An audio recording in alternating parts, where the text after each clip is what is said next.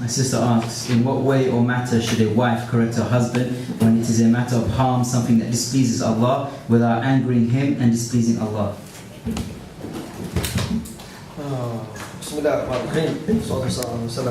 In what way or matter should a wife correct her husband when it is a matter of harm? Matter of harm, haram? Matter of haram, Displeases Allah. something that is displeasing Allah subhanahu wa ta'ala without angering him and pleasing Allah subhanahu wa ta'ala. And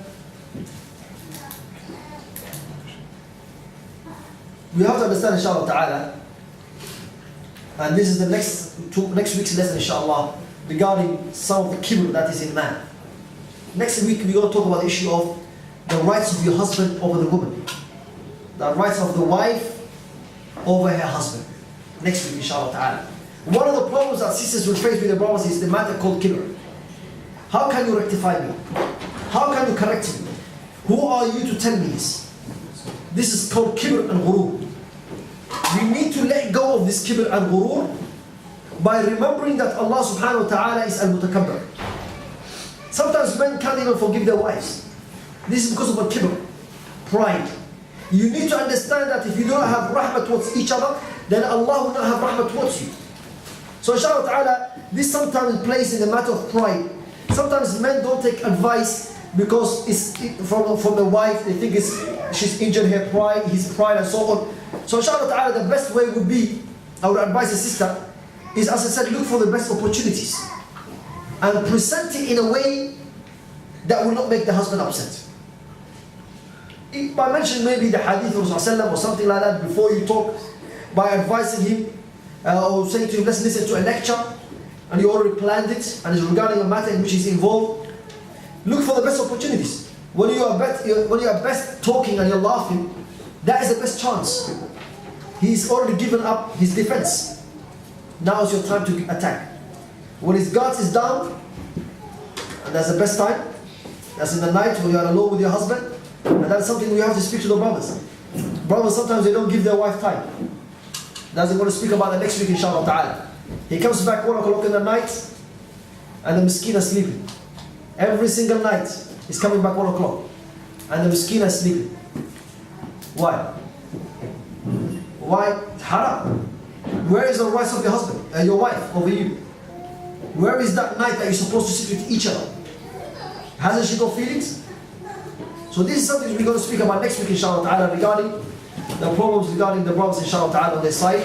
But for the sister, look for the best opportunity inshallah ta'ala, and use what we told you last time, as-sihr al-halal, to inshallah ta'ala make him put his guard down, and then you can give him a nasiha that you want to give him. Wa jazakumullahu khair. My last two questions inshallah. Brother asks, how would you advise approaching the family of a sister who do not want her to get married yet because of cultural reasons? How do you approach your family? Cultural reasons. Yeah. Bismillah ar-Rahman ar-Rahim. How would you advise approaching a family of a sister who do not want her to get married yet because of cultural reasons? I would say inshallah ta'ala, Allah knows best. It is better to leave it to the sister. If it's a brother who's trying to marry a sister, better is to leave this matter to the sister herself. You need to tell the sister to get through to her family. It's very hard for them to listen from a stranger. But if it's their own daughter that is trying to tell them, this is the brother and I'm pleased with him and he's practicing and I'm willing to get married. So inshallah ta'ala, leave it to the sister. Sister can use many tactics, as we said.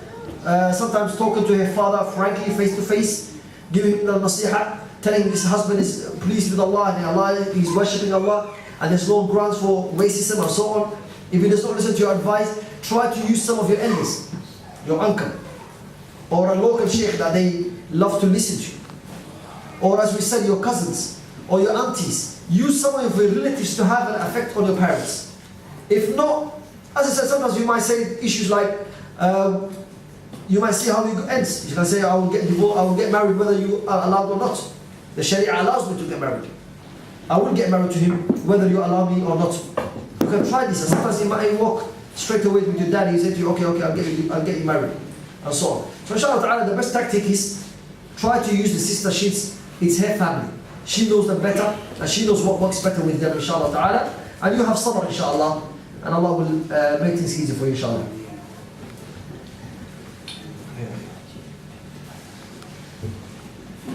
How do you pick the right husband? It's next week. Today was about how to pick up the right wife.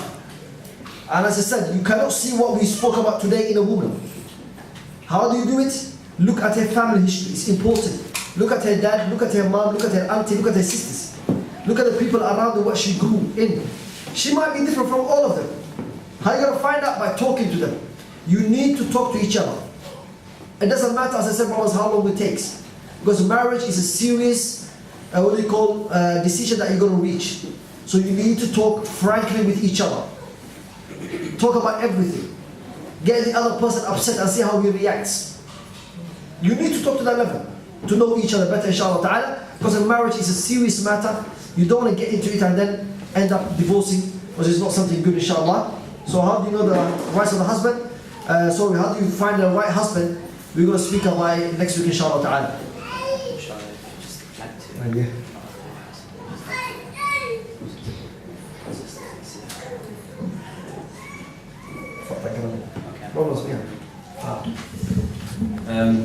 My sister would like to advise us all, and the Shaykh will continue, inshallah. It says, all these problems truly come from the weakness of Iman and the influence and imitation of the West. We all think that our problems are the biggest. Our only way of happiness is taqwa of Allah. It also helps to read about the seerahs of the Sahabiyat and Sahaba. Can you please make the point that everyone should better themselves, and that just because your wife is not acting like Aisha radiallahu anha, you shouldn't be trying to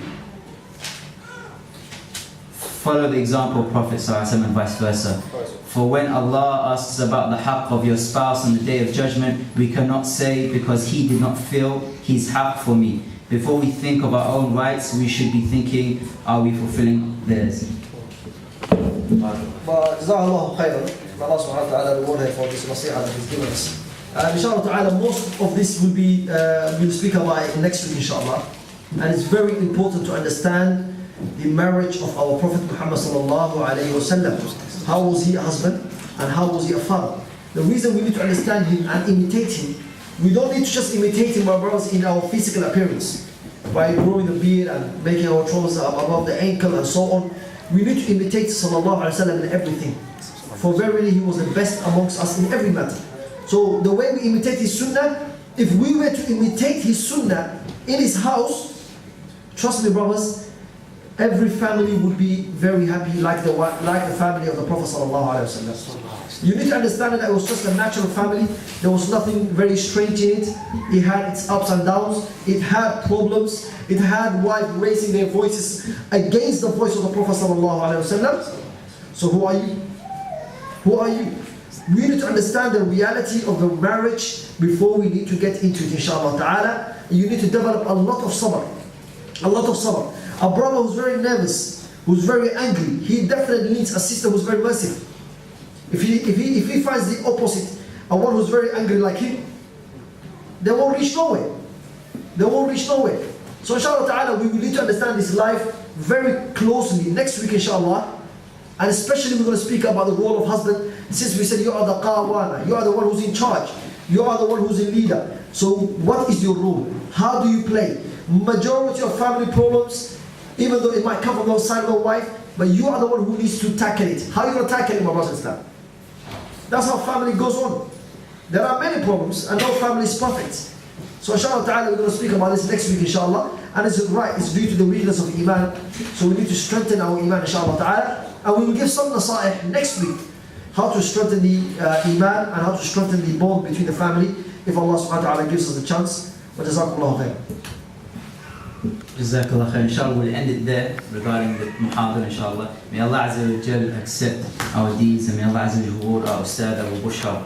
Inshallah, some quick announcements I would like to make. Saturday talks, as normal, inshallah, commence Saturday 7 to 9 at Meetington Hall.